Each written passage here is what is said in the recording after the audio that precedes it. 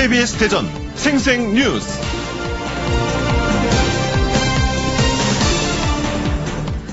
여러분 안녕하십니까? 4월 30일 화요일 KBS 대전 생생뉴스 방석순입니다. 요즘 우리나라뿐만 아니라 전 세계 곳곳에서 증오 범죄가 끊이질 않고 있습니다. 뉴질랜드에서 무슬림에 대한 테러가 일어나자 그에 대한 보복으로 스리랑카에서는 기독교도에 대한 테러가 발생했습니다. 무고한 생명들이 희생됐습니다. 심리학에는 적대자와 동일시 원리라는 말이 있습니다. 누군가를 밤낮으로 미워하면 어느새 그 사람과 닮게 된다는 것입니다. 회초리로 맞은 며느리가 시어머니가 되면 몽둥이로 며느리를 때린다는 속담도 있습니다. 증오는 복수심을 낳고 복수가 실행되면 양측 모두에게 비극이 됩니다. 누군가를 용서하지 못한다는 것은 그 사람에게 집착하면서 미움과 원한을 움켜쥔다는 뜻입니다. 이렇게 되면 자신이 미움과 원한이라는 감옥에 갇히게 됩니다. 그래서 용서하는 것은 죄수를 풀어주고 나서 그 죄수가 바로 자신이었음을 알게 되는 것이랍니다. KBS 대전 생생뉴스에서는 샵 2309로 청취자 여러분들의 다양한 의견을 들어보고 있습니다. 오늘 생생 인터뷰에서는 일제수탈의 아픈 역사를 지닌 서천 장학역의 새로운 변화에 대해 알아보겠습니다. 서천 장학역의 역사와 의미, 새로운 문화공간으로의 변화에 대한 청취자 여러분들의 다양한 의견도 문자로 받아보겠습니다. 단문 50원, 장문 100원의 유료 문자 샵 2309로 보내주시기 바랍니다. KBS 대전 생생뉴스, 먼저 이 시각 헤드라인 뉴스입니다. 당진 현대제철에서 미세먼지를 유발하는 질소산화물과 황산화물 저감 장치가 5년 동안 제기등을 못한 채 가동된 것으로 드러났습니다. 신성장 동력의 주축이 될 대전 대덕특구의 성장이 9년째 제자리 걸음입니다. 26개 출연연과 1,700여 개 기업이 있지만 유망한 창업기업들이 수도권으로 떠나는 상황이 빚어지고 있습니다. 세종시로 국회를 이전하면 지방에 나타나는 경제 효과가 30년 동안 5조 원이 넘는 것으로 조사됐습니다. 더불어민주당 이해찬 대표는 진영 행정안전부 장관에게 정부 세종시청사에 대통령 집무실 설치를 검토해달라고 말했습니다. 대전 유성 5일장에서는 장대 B구역 재개발 추진 공방이 2라운드에 들어서게 됐습니다. 재개발 추진위가 관련 절차를 거쳐 다시 인가 신청을 냈는데 반대 측은 법적 요건에 하자가 있다며 맞서고 있습니다. 국토교통부가 발표한 공동주택 공시가격 변동폭을 보면 대전은 4.5% 상승했고 세종은 2.9% 올랐지만 두 도시 모두 전국 평균 상승률 5.2%를 밑돌았습니다. 반면 충남은 5% 하락했습니다. 대전과 세종, 충남 시내버스 노조는 근로시간 단축에 따른 임금 보전을 요구했지만 교섭이 결렬됐다며 지역노동청에 일제히 쟁의 조정 신청을 접수했습니다. 맨손으로 자전거 200여 대를 훔친 40대 남성이 경찰에 붙잡혔습니다. 한 대를 훔치는데 불과 3초밖에 걸리지 않았는데 CCTV가 허술한 천변 자전거 도로로 달아나 훔친 자전거를 당일에 팔아치우며 8년여 동안이나 수사망을 피했습니다. 하이트진로가 다음 달 소주 가격을 6%가량 인상하기로 한 가운데 충청 지역 소주회사인 맥키스 컴퍼니가 올해 소주 가격을 인상할 계획이 없다고 발표했습니다. 또 앞으로 10년 동안 판매되는 소주 한 병당 장학기금 5원을 적립할 것이라고 밝혔습니다. 이 시각 헤드라인 뉴스였습니다.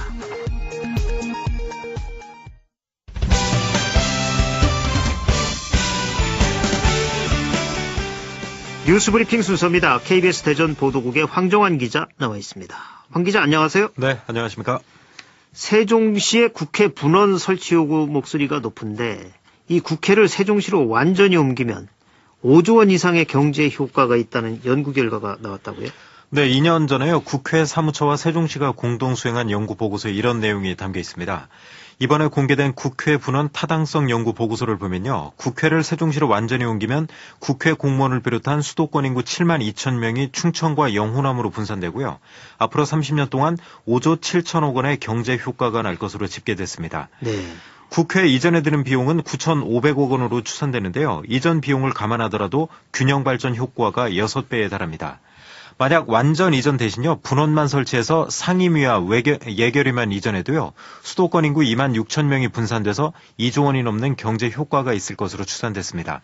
또 최소 규모로 세종 분원에서 예결위만 열어도 수도권 인구 3,600명이 분산돼 6천억 원의 경제 효과가 기대된다고 밝혔습니다.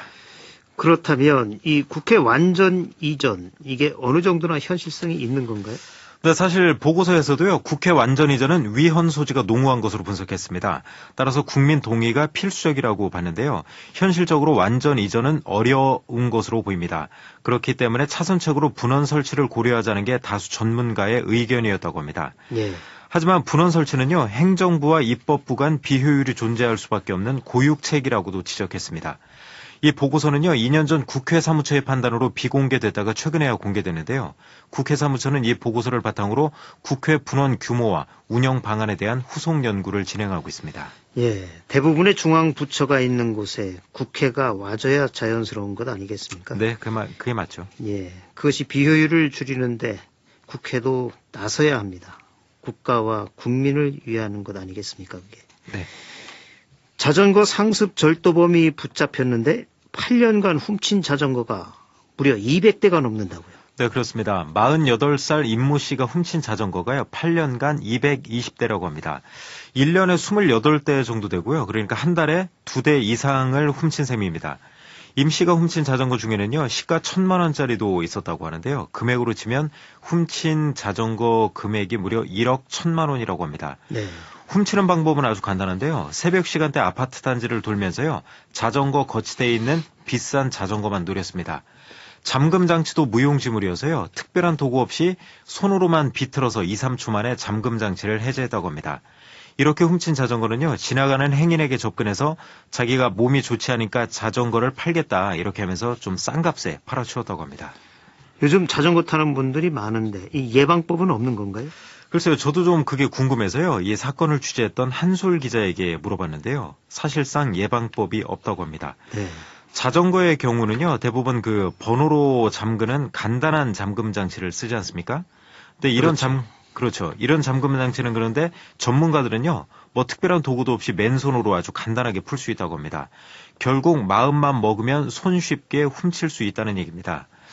따라서 그 절도가 우려될 만큼 자전거가 아주 새 것이거나 또 가격이 뭐 수십만 원, 수백만 원 그렇게 좀 비싼 경우에는요, 2개 이상의 잠금 장치를 하던가요. 네. 아니면 CCTV 근처에 세워서요, 뭐 절도를 당하더라도 좀 나중에 추적이 가능하도록 하는 거.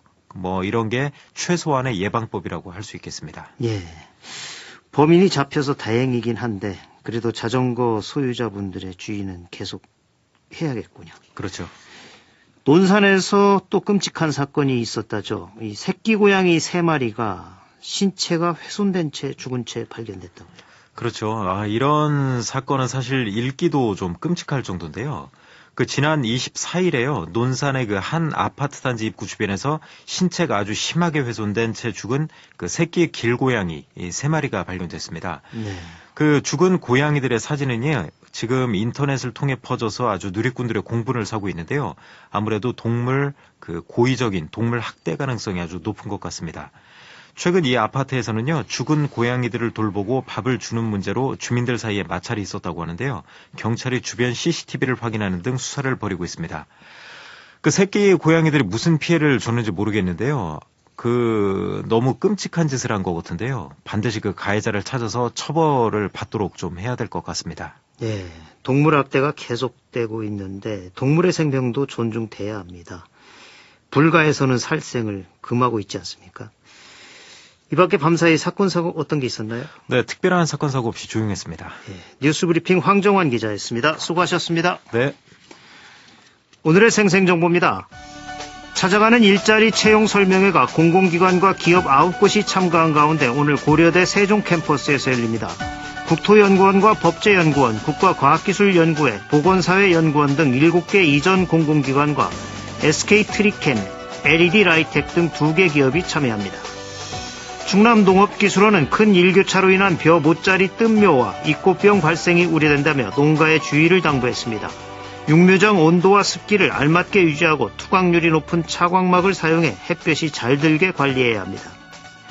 대전시가 친환경 수소전기차 보조금을 155대에 추가 지원합니다. 보조금은 한 대당 3,550만 원으로 대전시에 6개월 이상 주소를 둔 시민은 누구나 신청할 수 있습니다. 대전 유성구는 전문 유통관리사 양성교육 운영을 위한 보조사업자를 모집합니다. 5월 9일까지 전문교육 운영이 가능한 비영리법인 또는 비영리단체면 가능합니다. 충남문화재단과 IM컬처는 3.1운동과 임시정부 수립 100주년을 기념해 윤봉길 의사와 홍커우 공원 거사를 다룬 뮤지컬 더 워치에 출연한 모든 배역의 오디션을 진행합니다. 주요 배역과 앙상블은 오늘 서울 아르코 예술국장과 5월 2일 천안 충남음악창작소 공개 오디션을 통해 배우를 모집합니다. 충청남도는 오늘 도청 대회의실에서 4차 산업혁명과 미래직업 교육 로드쇼를 개최합니다. 지역 혁신을 이끄는 미래기술과 미래직업변화상에 대한 전문가들의 강연 등이 열립니다. 충남소방본부는 오늘 오전 10시 태안군민체육관에서 충남의용소방대원 소방기술과 강의 경연대회를 개최합니다. 대전시립미술관은 오늘부터 8월 25일까지 대전창작센터의 기획전 대전여지도 매핑 대전을 개최합니다. 대전 주요 명소 곳곳을 전시장으로 활용해 숨겨진 대전 문화와 역사를 소개합니다. 날씨입니다. 4월의 마지막 날인 오늘 대전과 세종, 충남 지역은 가끔 구름 많은 날씨를 보이겠습니다. 오늘 낮 최고 기온은 20도에서 23도로 어제보다 크게 오르겠습니다. 근로자의 날인 내일은 구름이 많은 가운데 낮 동안 일부 지역에 빗방울이 떨어지겠고 아침 기온은 7도에서 11도, 낮 최고 기온은 17도에서 22도로 예상됩니다. 지금까지 생생정보였습니다.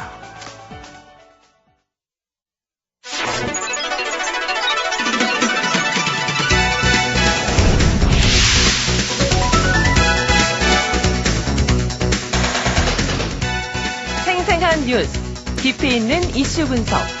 여러분은 지금 방석준 앵커와 함께하는 KBS 대전 생생뉴스를 듣고 계십니다.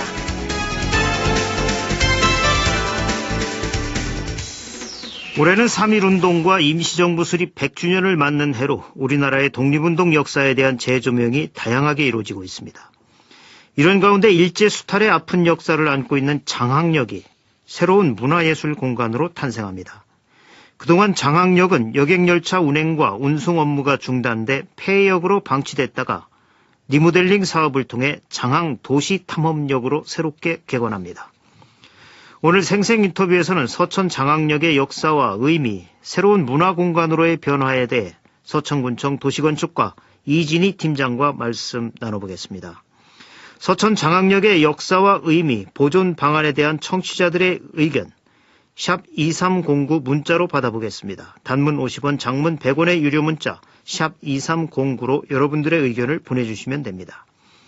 이진희 팀장님 안녕하십니까? 예, 안녕하십니까? 예, 이 장학역 하면 일제강점기에 건설된 장항선의 종착역인데 이 승객과 화물을 운송하는 주요 교통의 거점이었지만 2017년 9월부터 모든 운송 업무가 중단이 됐는데요. 먼저 이 장학역이 어떤 곳인지 전반적으로 설명을 해 주시죠. 네, 장항선을 먼저 이야기해야 되는데요. 네. 일제강점기 그 식민지 지배정책과 맞물려서 충청 경기 지역에서 수탈한 그 미국을 그 장항항에 집결시켜서 일본으로 운송하기 위해서 1931년 8월에 네. 조선경남철도 주식회사가 설립한 철도로 장항선이 개통이 됐습니다. 네. 처음 개통할 때 명칭은 충남선이었다가 1955년 6월 달에 장항선으로 이제 명칭이 개칭이 됐는데요. 그 장항역은 이제 규모가 이제 크지 않은 역이었지만 그 읍소재지의 명칭이 이제 철도의 노선으로 사용된 그 흔치 않은 예로 오랜 일제 침략기를 거쳐 60, 70년대 산업화 기류를 타고 여객이나 물류 운송지로서 역할을 하던 이제 역이었습니다. 네. 앞서 말씀하신 대로 2017년 9월달 이후로 모든 이제 운송 업무가 중단되고 이제 역사 속으로 사라지게 되면서 우리 국민들에게는 향수를 느끼게 하는 역이고 이제는 추억이 된 역이라고 할 수 있습니다. 예, 그렇군요. 사실 이 장항선이라는 철도명도 이 장학역 때문에 장항선이라고 한 거 아니겠습니까? 예, 맞습니다. 예. 그런데 이게 일제 때는 수탈의 아픈 역사를 품고 있는 그런 곳이기도 하고 네. 앞에서 말씀하셨듯이 경기 충청 지역에서 생산된 쌀, 금 등 많은 자원들이 이 장항역을 통해 반출이 되기도 했는데 네. 그런 역사의 아픔 어떤 것들이 있나요? 지금 우리 지역에는 이제 비옥한 평화가 많아서 이제 수탈 현장이 많습니다. 아직도 이제 당시의 흔적들이 많이 남아 있는데요. 특히 그 당시 장항항 개항과 이제 장항선 개통으로 함께한 아픈 역사가 많이 있습니다. 네. 그 장항 미국 창고도 그 중에 한 곳인데요. 장항선이 개통이 되면서 이제 장항으로 직결된 어떤 뭐 충청 경기 멀리는 강원 지역 쌀까지 이제 보관이 됐던 곳입니다. 이제 네. 직결이 돼서 네. 이 직결된 쌀들을 일본으로 반출하기 전에 보관을 하기 위해서 이제 지어졌는데요. 현재는 문화예술 창작 공간으로 재탄생해서 운영이 되고 있고요. 네.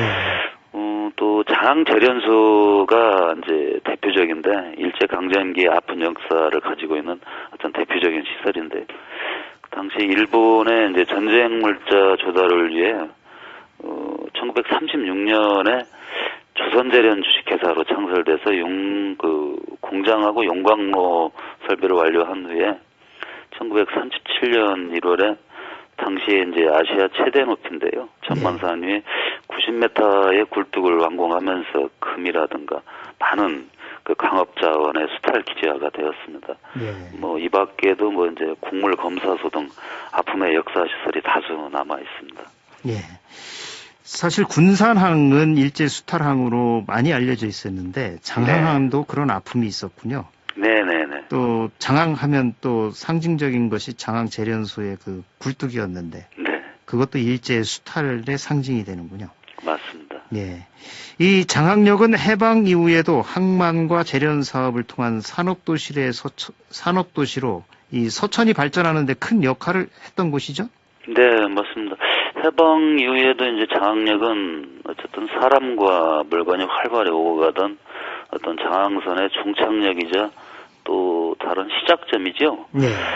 이제 근대 산업의 상징인 어떤 장항 재련소와 또 장항항의 물류와 여객 그리고 이제 문화가 전파되는 어떤 중추적인 운송 역할을 수행하던 주요한 교통 거점이었기 때문에 장항읍이 활력이 넘치는 도시로 흥했던 것이 사실입니다. 네. 사실 1938년도 이제 광주광역시 현재 광주광역시와 같이 읍으로 승격이 됐었고요. 네. 장항 재련소를 말하면은 이제 건립 당시에 이제 연간 그 재련량이 1,500톤 규모 정도였는데요. 해방 후에 이제 산업화가 진행되면서 계속 확장돼서 1974년도에는 15,000톤 규모로 증설이 됐어요. 네. 네, 우리나라 비철금속 재련의 이제 핵심 거점으로 자리를 잡으면서 이제 산업화의 한 축을 이뤘습니다. 그 당시 근로자가 이제 1,300명이 넘을 정도로 많은 근로자들이 근무했었고요. 근데 이제 80년대 후반을 정점으로 이제 재련 산업이 붕괴되고 이제 장항항의 항만 기능이 약화되는 등 우리 장항읍 도시의 활력이 이제 감소됐고 이후 장항역에 이제 무던 운송 업무가 중단됨에 따라서 자연스럽게 이제 쇠퇴기를 걷게 됐습니다. 예. 지난 2008년이었죠. 장항 화물역으로 이제 역명이 변경되다가 여객열차와 운송 업무까지 중단되면서 이젠 폐역이 돼서 제대로 활용이 되지 못하는 상황이었죠. 네, 이제 장항읍 발전에 이제 주도적 역할을 했던 장항선의 이제 선로 개량이라든가 그에 따른 장항역 역사 이전에 따라서요. 예. 2008년 1월 1일자로 장항 화물역으로 개칭이 됐습니다. 아울러서 역약 열차 이제 운행이 중지되고 폐역으로 전락되면서 2016년까지 화물만은 취급하는 이제 화물역으로 운영되다가 현재 모든 운송이 중단이 되었죠. 이제 또 그 장항선 현재 장항선은 직선화 사업 일환으로 군산을 경유해서 익산까지 연결되었고요. 네. 그 장항 화물역 노선은 운송은 중단되었는데 폐지된 것은 아니어서 지금 현재 시설물 관리자와 우리 군이 활용 방안에 대해서 이제 철도공사와 지속적으로 협의 중에 있습니다. 예. 네. 이렇게 폐역으로 방치됐던 장항역이 이 리모델링을 통해서 이젠 문화 인프라로 다시 탄생이 된다는데 그 이름이 장항도시탐험역 이렇게 지어졌다면서요. 내일 개관하죠? 네, 맞습니다. 근데 장항 역사의 어떤 발자취를 다시 좀 재조명할 필요성이 있다. 어떤 장항의 발전을 이끌었잖아, 이제 열차가 운행되지 않고 계속해서 쇠락해가는 옛 장항역을 어떻게든 좀 새롭게 좀 변화를 시켜야겠다는 어떤 주민들의 여론이 상당히 지배적이었습니다. 네. 그래서 우리 군에서는 그 장항역처럼 어떤 장항의 역사를 고스란히 간직하고 있는 건물은 충분히 보존 가치가 있다고 판단을 했고요. 그 원형을 잘 보존하면서 리모델링을 통해서 장항역을 볼 때마다 이제 장항을 기억하는 기념비가 되고 또 주민들에게는 문화 활력을 제공하고 또 찾아오는 그 관광객들에게는 어떤 새로운 형태의 관광을 시작할 수 있는 공간 조성을 계획했어요. 네. 이런 내용으로 지난 2015년 국토부 공모사업에 선정이 되었고요. 뭐 한 4년여 정도의 기간을 거쳐서 장항도시탐험역 조성 사업을 완료하고 5월의 첫날인 내일 개관식을 갖게 됐습니다. 예. 이 새로운 문화예술 공간으로 탈바꿈한 장항역 어떤 공간으로 바뀌었는지 설명을 해주시죠. 네, 장항도시탐험역은 이제 장항이 가지고 있는 어떤 고유의 특징과 그 역사를 탐험할 수 있는 근대 역사라든가 또 어린이들의 놀이 그 체험 공간의 기능을 담았고요. 예.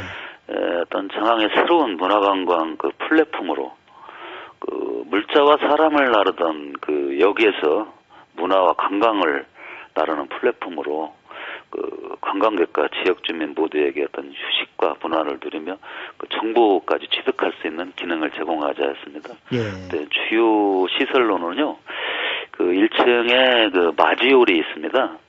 옛 그 장항역의 정서를 담아서 주민들이 와서 좀 쉬고 자유롭게 즐길 수 있는 공간으로 예전에 있는 그 대합실 공간을 그 다양한 프로그램을 운영할 수 있는 공간으로 재해석을 했습니다. 네. 또 어린이 라운지는 그 어린이들을 위한 놀이 및 체험 공간으로 그 DID 상영 시설을 통해서 애니메이션이라든가 그 명화 등을 좀 감상할 수 있고 다양한 놀이기구를 활용해서 어린이들의 창의적인 활동이 가능하게 이렇게 만들어 놨습니다. 네. 2층의 그 장항 이야기 뮤지엄은 그 장항의 그 성장기부터 침체기 그리고 현재 장항 곳곳에 그 재도약을 위한 다양한 노력을 엿볼 수 있는 살아있는 역사의 공간입니다. 새콤달콤 핑크 카페라고 칭했는데요. 네.